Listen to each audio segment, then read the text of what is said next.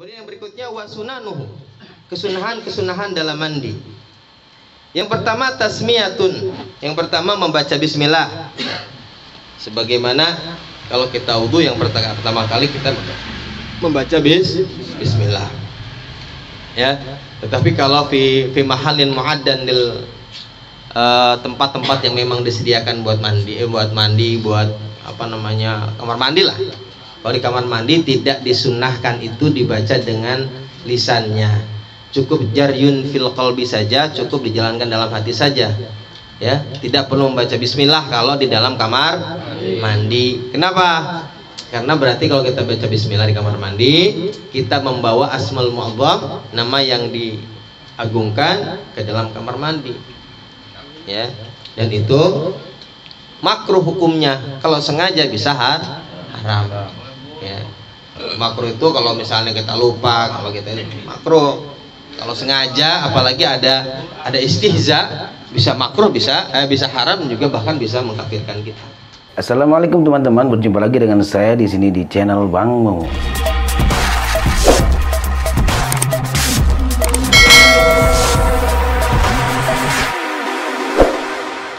Kemudian yang berikutnya wa izalatu qadrin, ya, menghilangkan kotoran-kotoran. Nah, ini juga menjadi penting nih, menghilangkan kotoran-kotoran yang ada di hidung kita. Makanya dalam sunnah mandi, sunnah wudu itu kan ada sunnah kumur-kumur, ya. Nah, sama sebelum kita mandi juga sama sunnah kumur-kumur, kemudian sunnah istinsyak, kemudian sunnah wudu. Habis kumur-kumur sisa kemudian wudu. Nah, dan niatin juga, ya, diniatin juga untuk sunnah-sunnah mandi supaya mendapatkan pahala. Summa wudu, kemudian wudu katanya. Wa takhlilun wa ta'ahudu wudunin. Kemudian takhlil itu menyela-nyela tangan, nyela-nyela rambut dan sebagainya. Kemudian wa ta'ahudu wudunin, kemudian menggosok-gosok atau memeriksa lepitan-lepitan pada badan kita, ya, lepitan-lepitan nih.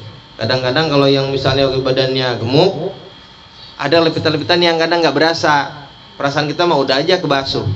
Makanya nggak cukup cuman mandi diguyur saja, perlu juga sunnah, ya, walaupun dalam mazhab Malikiyah ta'ahud itu atau dalkun itu menjadi wajib, gosok-gosok selain menghilangkan kotoran juga supaya air sampai ke seluruh tubuh kita. Wa muqin walihadin, kemudian ini juga nih, muk itu sebelah sini, ya, bagian dalam dari mata kita namanya muk sini nih, ya.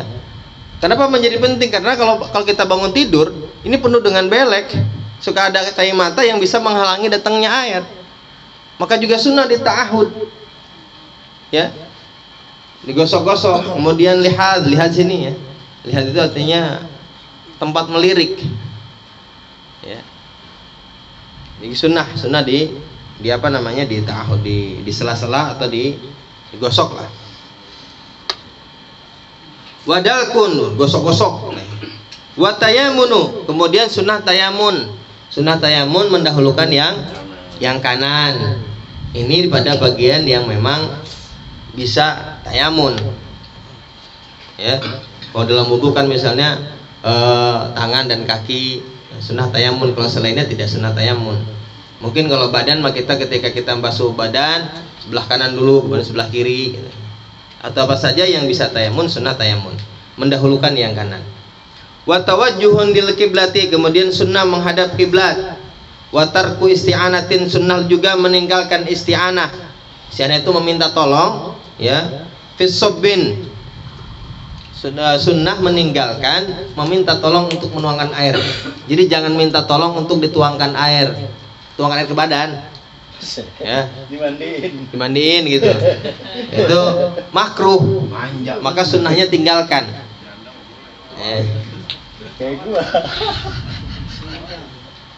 Wa syahadatan, kemudian juga sunnah membaca 2 kalimat syahadat ba'dahu, ya, itu sama seperti dalam wudu kan, setelah mandi juga sama wudu doanya sama, membaca itu. Asyhadu an la ilaha illallah wa syarika lahu wa asyhadu anna Muhammadan abduhu wa rasuluh. Sunnah membaca 2 syahadat. Ba'dahu setelah mandi. Wa taslilun wa wilaun, kemudian juga sunnah men-3 kalikan dan wila, dan terus menerus berturut-turut ya. Itu adalah kesunahan-kesunahan. Jadi sebetulnya untuk kesunahan ini, apa yang disunahkan dalam wudu maka disunahkan juga dalam mandi. Men-3 kalikan, mendahulukan yang kanan, kemudian menyela-nyela anggota badan. Semua yang disunahkan dalam wudu disunahkan dalam mandi. Ya, karena memang sebelum mandi juga disunahkan wudu. Ya, termasuk setelah mandi juga disunahkan apa-apa yang disunahkan dalam wudu. Dan yang terakhir adalah wa makruhatuhu, hal-hal yang dimakruhkan atau kemakruhan dalam mandi. Yang pertama israfun fil ma, berlebih-lebihan dalam air. Nah ini mau kita banget. Kalau mandi kan wah biar-biar aja, nggak ada ukurannya ya. Makanya dulu kata, kalau di sana dulu di Hadramut dulu orang Arab itu bilang orang Indonesia mah katanya apa namanya boros dalam air gitu, mubazir, tabdir dalam air katanya, mandi mulu.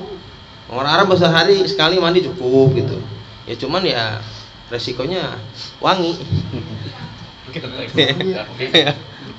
Udah makannya bawang, panas, wangi. Sekali sehari, kadang-kadang 2 kali sehari.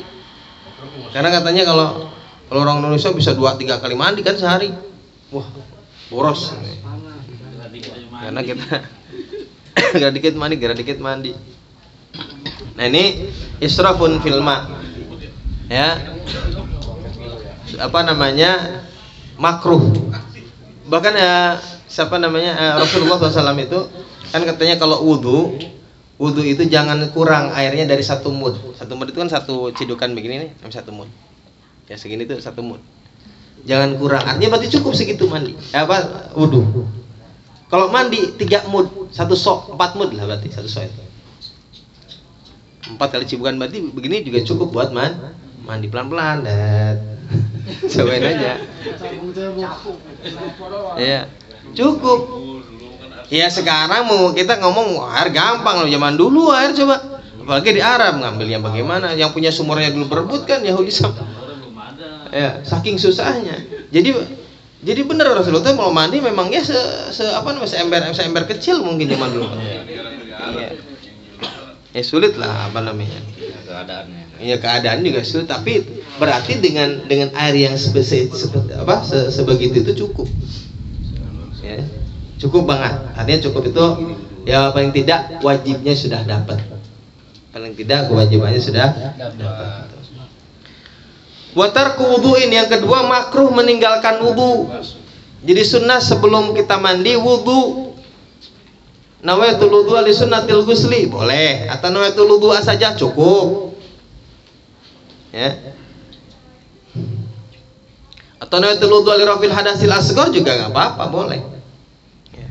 Sebelum mandi itu. Jadi kalau ditinggalin makruh.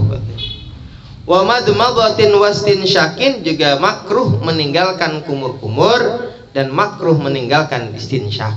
Istinsyak itu menghirup air ke dalam hidung. Fungsinya memang buat menghilangkan kotoran-kotoran yang ada di hidung. Ya. Kadang-kadang kotoran yang ada di hidung ini kan kadang-kadang susah. Makanya kalau orang ngupil itu tangannya dalam banget kan susah. Ya. Nah, makanya biar gampang itu lagi wudu itu memang disunahkan untuk menghirup air ke dalam hidung supaya gampang untuk menghilangkan kotoran yang ada di hidung. Nah itu ya. Jadi ini sunnah-sunnah dalam mandi, juga sunnah-sunnah dalam wudu. Begitupun juga kemakruhan yang ada dalam mandi juga sudah dibahas dalam hal-hal yang dimakruhkan dalam wudu. Wallahu a'lam bishawab. Alhamdulillah. Ya kita ngomong sebenarnya kita sejam-jam juga. Ya, 40 menit ya. Silakan. Pak, nanya Pak.